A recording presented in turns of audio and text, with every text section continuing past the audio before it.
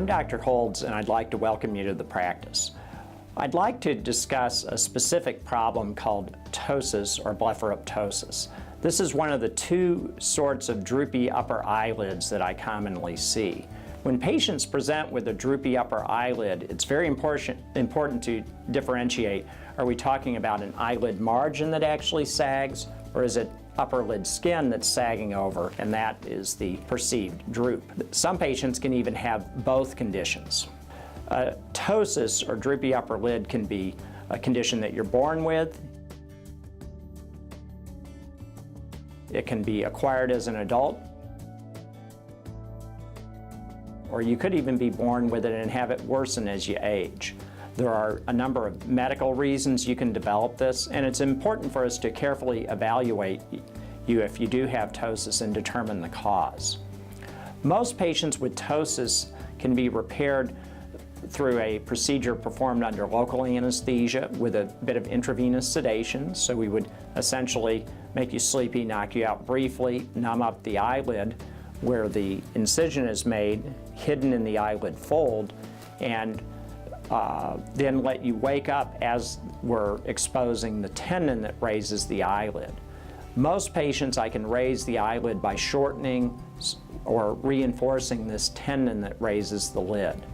There are occasional patients who have other conditions where we have to perform other sorts of surgery to correct a ptosis. The patient who I can treat with this external sort of incision and repair, about 90 to 95% of these folks I can get the eyelid pretty darn close, either right on or so close that it makes no sense to the patient or I to attempt to address this further.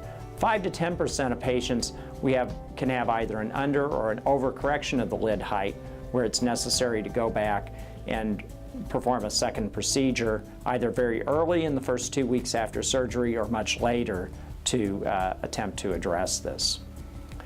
The other issue, as I mentioned, some patients will be aware also of overhanging skin, or with the ptosis, as the eyelid is raised, the eyelid behaves somewhat like a Roman shade, and as the lid margin comes up, the skin has to go somewhere and tends to hang over a bit more.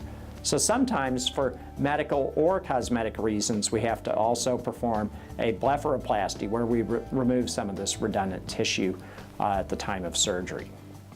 The benefit of this procedure obviously is to try to raise the lid and for either medical reasons to see better or cosmetic reasons to simply look better, achieve an improved result.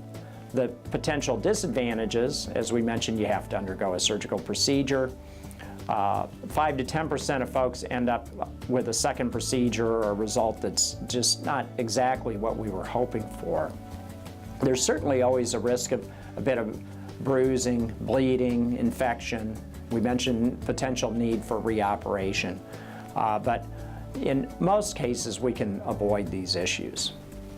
So we look forward to examining you in the office, and after we've examined you, if we determine that ptosis surgery is appropriate for you, we'll have an opportunity to answer questions further and decide what is going to work absolutely best for you.